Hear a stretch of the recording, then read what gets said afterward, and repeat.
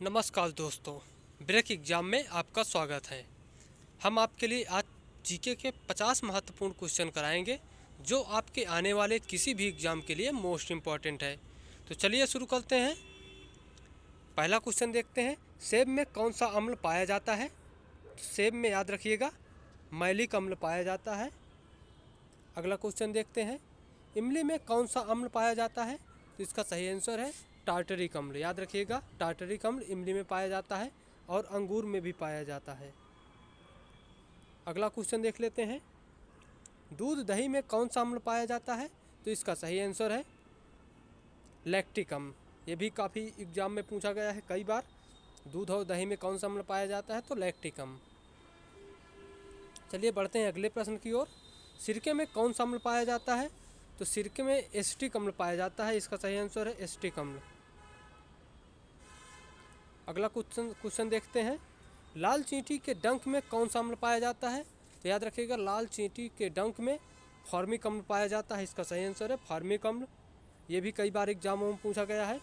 अगला क्वेश्चन देख लेते हैं, नींबू व खट्टे पदार्थों में कौन सा अम्ल पाया जाता है? तो इसका सही आंसर क्या है?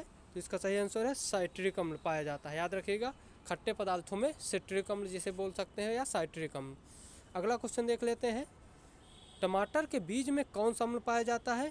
तो इसका सही आंसर है ऑक्जेलिक अम्ल। टमाटर के बीज में ऑक्जेलिक अम्ल।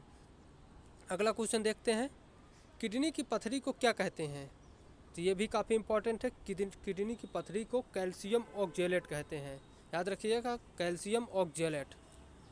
अगला क्वेश्चन देख लेते हैं, प्रोटीन पाचन में कौन सा अम्ल सहयोगी है? तो प्रोटीन पाचन में हाइड्रोक्लोरिक अम्ल सहयोगी है। याद रखिएगा, और ये हमारे पेट में पाया जाता है आमाशय में। HCl इसका रासायनिक सूत्र होता है, हाइड्रोजन और Cl क्लोरिक। अगला क्वेश्चन देख लेते हैं, साइलेंट वैली किस राज्य में स्थित है? तो इसका सही आंसर क्या है? ये केरल में स्थित है। याद रखिएगा साइलेंट वैली केरल में स्थित है। चलिए बढ़ते हैं अगले प्रश्न की ओर। अंतर्राष्ट्रीय सौर गठबंधन का मुख्यालय कहाँ स्थित है? तो इसका सही आंसर क्या है?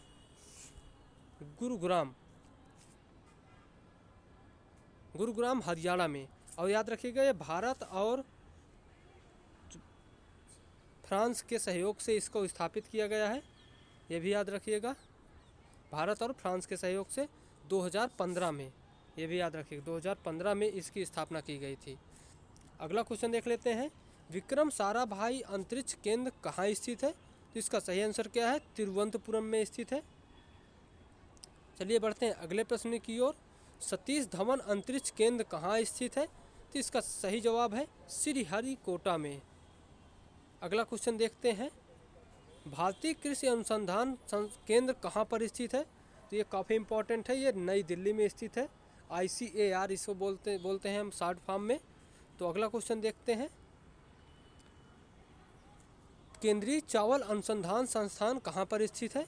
तो ये भी काफ़ी इंपॉर्टेंट है। ये कटक में स्थित है, केंद्रीय कटक में स्थित है।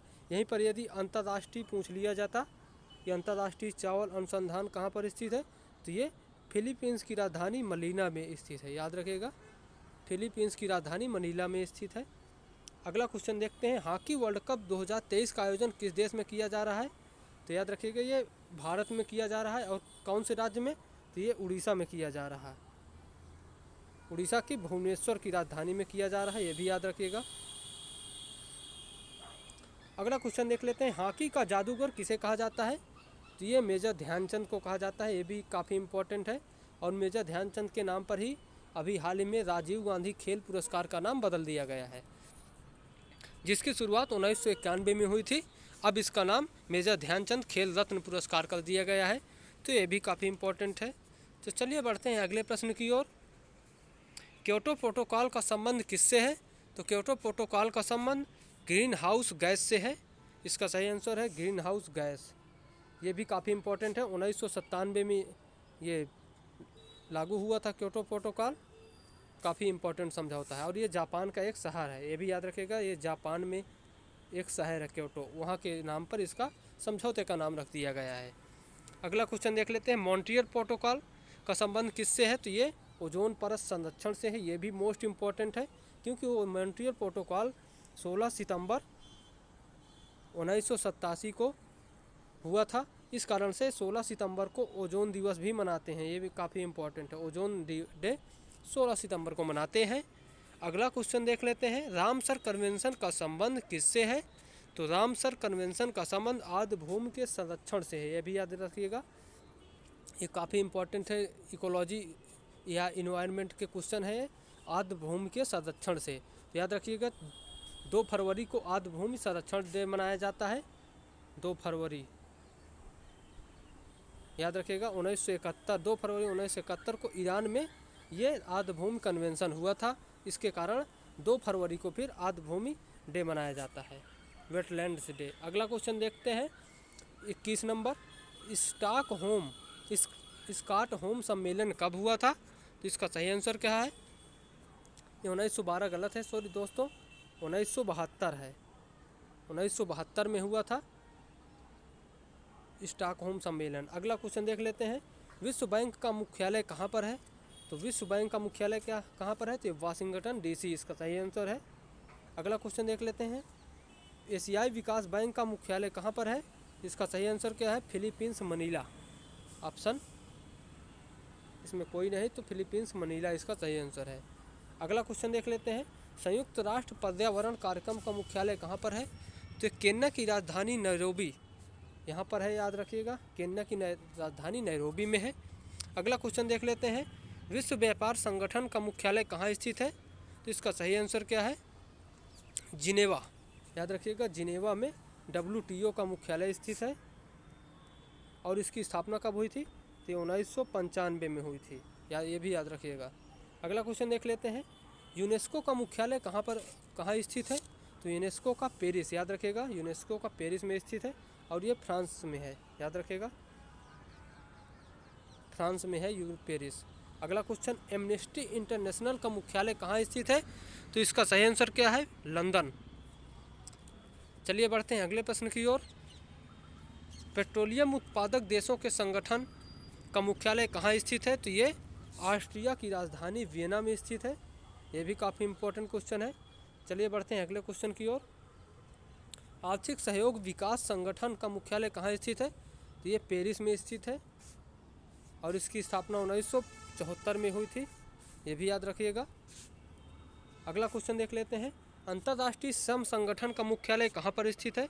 तो ये जिनेवा में स्थित है, इसकी स्थापना कब की गई थी? तो 1919 ईस्वी में की गई थी, याद रखिएगा, 1919 ईस्वी में, और ये द्वितीय विश्व युद्ध के समाप्त होने के बाद इसकी स्थापना कर दी गई थी।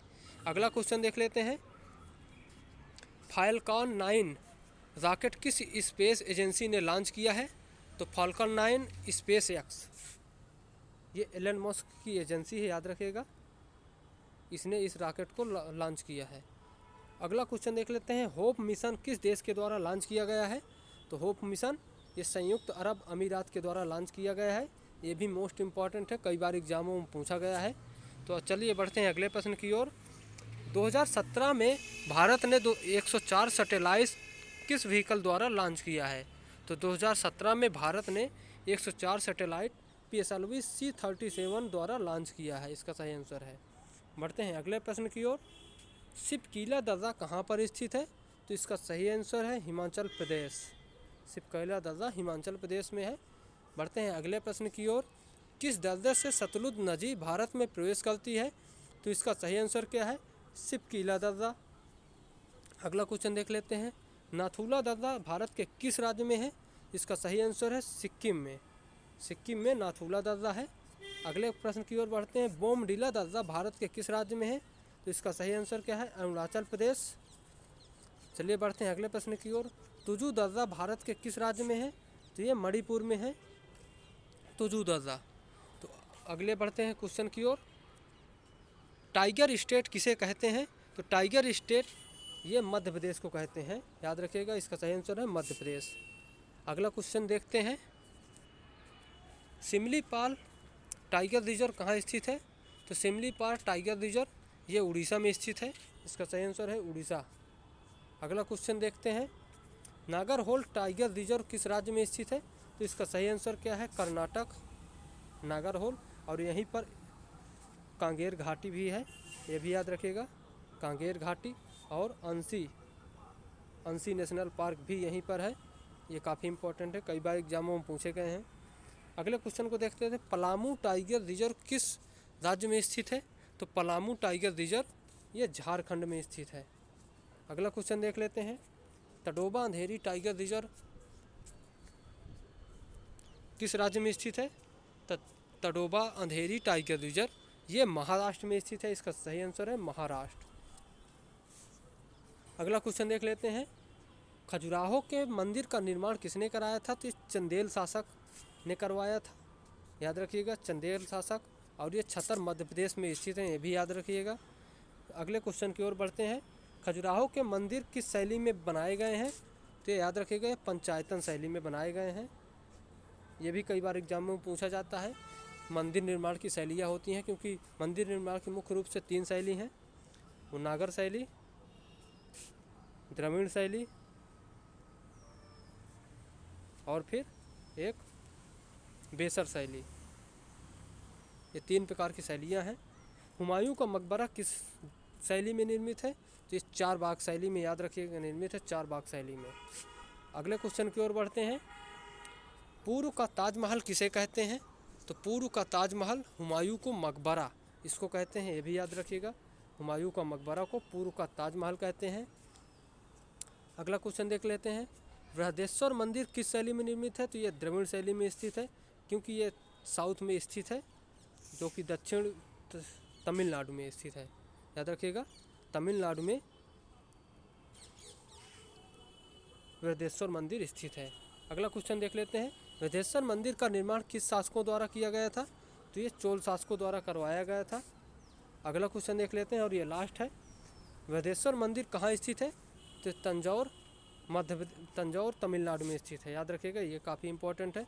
तो आज का सेशन हमारा ख़त्म हुआ। आपको वीडियो कैसा लगा कमेंट में ज़रूर बताइएगा।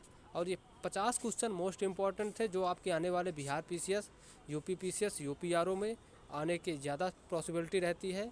और ये पिछले कई सालों से एग्ज़ाम में पूछे हुए ही क्वेश्चन हैं, तो इस कारण से भी ये रिपीटेड क्वेश्चन होते हैं। तो चलिए मिलते हैं आपसे नए वीडियो में। आपको वीडियो कैसा लगा कमेंट में ज़रूर बताइएगा और चैनल को लाइक और सब्सक्राइब ज़रूर कीजिएगा। Thank you, bye.